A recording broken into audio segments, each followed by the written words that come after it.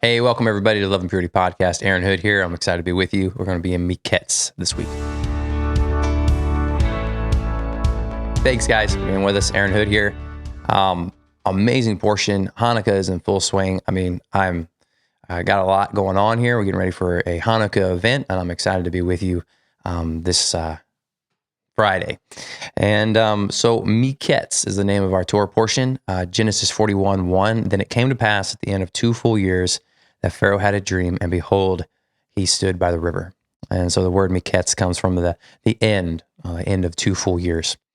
Portion is Genesis 41, beginning in verse 1 through 44:17. Our half-Torah portion is 1 Kings, or 1 Kings 3:15 through chapter 4, verse 1. And the New Testament portion is Luke 24:13 through 29. And, it's difficult to kind of just pull out this section of Joseph, right? Joseph's story covers a couple different portions. And so I might reach back a little bit, into the prior portion, and I might spoil alert, a little bit of the next portion, but we really are left with a real cliffhanger called a cliffhanger portion, as the servant of Joseph says, no, only the one who stole the cup, he will be our slave, but the rest of you can go home in peace. And we don't know, if you're reading the story, this would be like every novel's like perfect cliffhanger. Like, what, are they going to leave him? Is he going to die? Are they going to break out in war? Are they going to resist? What are they going to do? And as I was thinking about Joseph as a whole, his whole story, one of the things that really inspires us the most about Joseph is he was a man of integrity, right? He did the right thing when nobody was looking, and it wasn't for any reward or for any gain.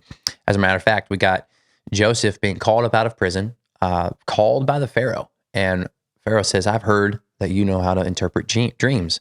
And Joseph says, the interpretation is from God.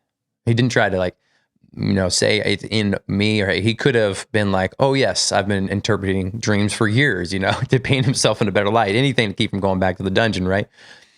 But he says the interpretation is from God. And in that response, I see a real shift in how God is molding Joseph. And in this portion, we see how we begin to see the end of the story, or not necessarily the end of the story, but that after the sorrow, the suffering, the alone that Joseph endured. And sometimes it's important for us to kind of step back from the story that we know so well and ask some questions. And so what? Like asking, what are we looking at? What is this story? It's a young Hebrew man. He gets brought from prison and placed as second in command over one of the mightiest empires in the known world. And he saves that nation from starvation. And in the midst of it, he saves his own family, right? That's a little bit, I was trying to keep it in this portion, but that's a little bit in the next portion. He's confronted with his painful past, and he prepares a test for his brothers. And that was something that I have never really noticed before, as that Joseph is, many of us try and run from our past. A lot of times we have things in our past that we're not proud of, and we try and run from that past. But God is not interested in us running from our past. He's interested in us dealing with our past. And it's difficult. It's hard. How do you confront those things? And because we can feel a sense of inadequacy or shame. There's a lot of men of God today that can't walk in a place of authority, or are being hindered from walking in a place of authority. Out here at Love and Purity, we promote authority, older men being heads over their families' houses and over a church and over a body. We need that authority to guide us, that wisdom, right? In the multitude of counselors, there is safety according to Scripture. And yet, so many of them are bound up by their past and shame, and are not able to walk into that because they have this element that the devil or the enemy is holding on to, using against them. But God's design is to cause us to come face to face with that, not for our embarrassment or not for our shame, but for our freedom. Real freedom comes when we actually have nothing in our heart with which to hide. We got to ask ourselves why. God was preparing Joseph for a very important role. All of these things that we're seeing, is for God's purpose to come to being, right? We could ask a couple of questions. Why the famine, right? Why is there a famine in the land of Israel to cause Jacob and his children to go down? It doesn't make sense, right? Why not just, we would all expect it's the land of milk and honey, just be fruitful and abound. And we also know that Isaac, there was a famine and God told him, don't go out of the land. Don't go out of the land. During the famine in Isaac's time. There was a famine in Abraham's time, and Abraham went out of the land. How is it that here is this land that God has promised to his people? He says, I'm going to make of you a great nation. I'm going to give you this land, and there's a famine. It's like, Lord, did you pick, Arizona, the death wilderness to give to me, But the thing about it is these men were motivated by faith. They were motivated by a promise from God that he would provide for them, regardless of what their eyes saw. And it's just such an important question here at Love and Purity. It's something that we talk about just about every week, and just about a lot of our podcasts can come back to not judging by the sight of our eyes, or deciding with the hearing of our ears, but with righteousness, right? What does the word of God say, and believing in that. So God was preparing Joseph to save his people. And many of you are probably familiar about just a lot of the similarities between Joseph and Yeshua, and how he was sold for 30 pieces of silver. He was betrayed by his brothers, or, he was to save his people, right? But I never asked before, why the famine? Why was there this famine? And God used this to bring his people down to Egypt, to make them a nation, right? As we go on further down the story, it's easy for us to know. But for them, how would they have known, right? But they were just obedient. And my wife, Victoria, she was just mentioning to me just how we have Joseph in Genesis, right? And then we have the Joseph, the husband of Mary, or the father of Yeshua, both of them being warned by dreams. So if your name's Joseph out there, it might be that just along with that name comes the ability to be spoken to by God through dreams. So make sure, and if you've had a dream and your name is Joseph, message us, put it in the comments. We'd like to know that. The next child I have, maybe Joseph, is a good name, but there's something between these two men that both of them are warned by God in a dream. How would you have told the story, right? I mean, if we're thinking about how we would expect a story to unfold, we have this man and he's supposed to save his brothers somehow. It's like, well, we'll just pick the oldest, that's the proper order, right? Reuben, he's the oldest, and so he needs to be in charge, and then his children, and, we have this patriarchal system, and then it's like, okay, and then they just need to sow, and the rain needs to come, the land of Israel needs to be fruitful, and, just they keep having children, and the whole thing grows, and everybody's happy, and they just live in these lush plains and frolicking, that this would be the story that we would tell. But that's not life.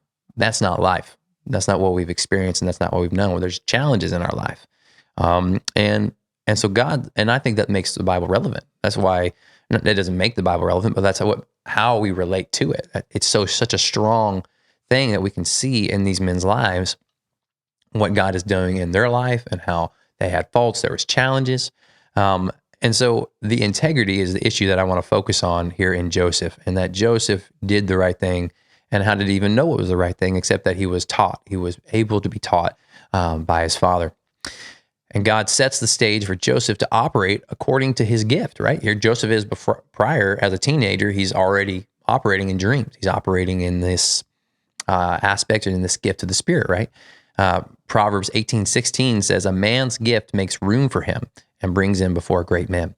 And so here we have Joseph being brought before Pharaoh because he was operating in this gift that God had given them. And I think, I can't say this for certain, but I believe that God will always make a way for you to glorify him through the gift that he has given you. It's important for us to know the gifts that he has given you. Mine, I believe, is preaching the gospel, preaching with clarity the simple things of God, to remove confusion around what it takes to be a son or a daughter of God. 2 Timothy 1 verse 12 says, for this reason, I also suffer these things. Nevertheless, I'm not ashamed. For I know whom I have believed and am persuaded that he is able to keep what I have committed to him until that day. And I just see Joseph embodying this verse, that he was not ashamed. He went to prison for something he didn't do, the very thing that he was tempted and he didn't do. He received the punishment for it. And he says, do we have the faith in God to believe that he is able to keep that which we have committed to him, namely our lives or our families, right? Have you committed your family to the Lord? This is something that even I could grow in, and like, Lord, this is your possessions, these things that are in my house, or these children that you've given me, these are yours. And Lord, I want to offer them up to you for your purpose and for your sacrifice. It's the things that we hold on to the most, even families can be an idol. Even marriage can be an idol. These are good things, and these are things that we believe that everyone should experience, but they can take the place of a pure relationship with the Lord, an ultimate, where Abraham, he was tested in that very thing. His beloved son, right, offered on the altar, and he was ready to do that because he had faith in God, believe that God would raise him up, the promised seed, right? Jude chapter 1:24 says, "Now to him who is able to keep you from stumbling and to present you faultless before the presence of his glory with exceeding joy." He's able to keep. He's able to keep us if we commit to him our life. And Joseph was an example of doing the right thing. And God was able to keep him. Yes, there was times when he, I'm sure, didn't know what was going on. There was times where he wondered where God was. There was times where it didn't look like God was blessing him or that God was for him. His times in prison, years, right? We're talking 2 years, at least from the time that he interpreted the butler and the baker's dream. We don't know how long before that. He spent in prison. And all of that time was for a time later that was yet unknown. We always want to see the end, but God does not reveal to us the end because he wants us to follow. He wants us to be close to him. He wants us to have, I wouldn't say he doesn't want us to have anxiety, but he wants us to know the source of our answers, and the source of our questions is to come to him. He's not afraid of our questions. He invites us to come. He says, come, speak with me, share me your thoughts, and I will carry your burdens. One aspect that I wanted to bring out is that we tend to just glaze over the pain that Joseph endured. Like, okay, yeah, he was in prison. He was a leader of the prison. He was taking care of everything. It wasn't so bad for him. But as we're looking at this verse in Genesis 42:24, this really struck me like it hadn't before. Because like I said, when we write this story, we would write it, roses and, green grass and springs. And yet, in Genesis chapter 42:24, it says, "And he turned himself away from them and he wept. And then he returned to them again and talked with them, and he took Simon from them and bound them before their eyes." And what I want to point out here is that Joseph was struggling with his emotions. He was struggling with his past. Joseph had dealt well with Potiphar's wife, right? He had already been tested in that regard, right? He refrained and he chose to walk away and honor God in what was the obvious sin. But when Joseph is confronted with forgiving his brothers after what they've done to him, he's not ready to do that until he makes sure that they've changed, right? I'm reading here and it's just interesting, in the comparisons between Joseph and Yeshua. In John 11:35, it says, Yeshua wept. He wept. And the refining process is painful. God's refining Joseph. And I think that Joseph struggled probably more so with forgiving his brothers than he did with Potiphar's wife. Because he could have been just. He could have been just in not forgiving his brothers. It says here in Exodus 21, verse 16, "He who kidnaps a man and sells him, or if he is found in his hand, shall surely be put to death." He had every right. His brothers had sold him. His brothers had betrayed him. His brothers had listened to his cries when he cried out of that well. And there's something inside of him that I'm seeing when it says here that he wept. I always thought that he wept because he longed for his brothers or he loved his brothers. I think he was really struggling with forgiveness. He was struggling with a real anger in his heart as he's accusing them, "You're spies." And they said, "No, we're not spies. We're the sons of one." And he said, "You are spies." And it is back and forth. Joseph is dealing with one of the most difficult challenges of his life. And here he is. He has 2 children while he's in the land of Egypt, right? And he says, "God has made me forget my toil and my father's house." God's not concerned necessarily. I don't think it's a bad thing for us to want to forget our toil, but for us to forget our father's house, God didn't want Joseph to forget his father's house. That was the purpose of Joseph being there. Joseph's being there was to have mercy and compassion on his father's house, that they would be preserved and that God's glory would go forward through them to the entire world. And it just becomes so much more real to us because there's someone in our lives, there's issues, and forgiveness is one of those things where we hold on to it because it's just, right? Somebody wronged us. Somebody wronged us even according to the word of God, right? Here we have his brothers that kidnapped him, and according to the law of Moses, the law of God, God's perfect will, these men should have been killed. But Joseph puts forward a test, and his brothers show themselves changed men.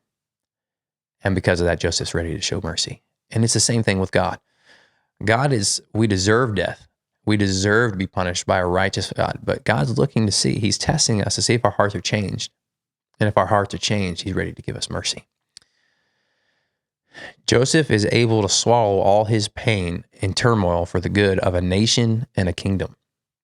Selflessness, right? And integrity to do the right thing, even when he had so much pain or anger in his heart. And I don't want to just come out and say that as a matter of fact, but I believe this is what's happening behind the scenes. And then we get to see that Jacob is not changed, right? The issue is still the same. He doesn't send Benjamin down, right? He just has a new favorite son, right? And if Benjamin was gone, who knows if he would just have a new favorite son. And yet we see Joseph changing through his time in prison and through this time of being away from his family. And then we see him ready to give mercy to those who regret their behavior enough to change. And then we got God speaking in the half Torah. Solomon humbles himself to recognize his lack, and then God gives him a gift that he uses to bless the whole people of Israel. In 1 Kings 3:28, and all Israel heard the judgment which the king had rendered, and they feared the king, for they saw that the wisdom of God was in him to administer justice. Right, the same question, it's the same thought that Pharaoh said about Joseph. He said, "Who is wise as this one?" Right, it was a gift that God had given him. And I think that it's important for us to understand that God gave us gifts to bless others, not to bless ourselves or to be blessed, right? It's something that we should use to give to others and not hold, right? It's the whole parable of the talents. We're to give to others. And then we have an example in Matthew 7:11. If you then, being evil, know how to give good gifts to your children, how much more will your Father who is in heaven give good things to those who ask him? In James 1:5, if any of you lack wisdom, let him ask of God, who gives all liberally and without reproach, and it will be given to him. Right? So this is our New Testament portion here now in Luke 24:25. And he said to them, O foolish ones and slow of heart to believe in all that the prophets have spoken.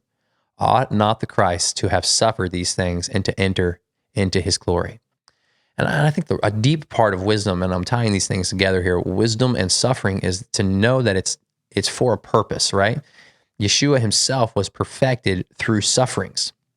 Because he says here in Luke 24, verse 25, foolish ones and slow of heart to believe all that the prophets have spoken. Did not the prophets speak that the Christ is to have to suffer these things and to enter into his glory? And if Christ suffered, how much more will we be tested? And it's a suffering. It's a painful process, this refining, the crushing. There's a song that says, in the crushing, in the waiting, you're making new wine. It's one of my favorite songs here as of the last couple of weeks, as I've been thinking about the refining, and especially in seasons of life, in this season of winter, as the old things die, and there's a way prepared for the new to thrive and to grow through the difficulties of the weather. Hebrews chapter 2, verse 10 says, for it was fitting for him, to whom are all things and by whom are all things, in bringing many sons to glory, and to make the captain of their salvation perfect through sufferings. So our Messiah was made perfect through sufferings. He wept. Joseph wept the sufferings of being in prison alone, isolated from his family and his friends, all those that he maybe would have thought that he could have trusted, sold him into slavery. Romans 8:18, for I consider that the sufferings of this present time are not worthy to be compared with the glory which shall be revealed in us. And so we expect the sufferings, we expect the trial, the temptations and the trials, and so that we might find glory. For the glory is waiting for the perfected sons.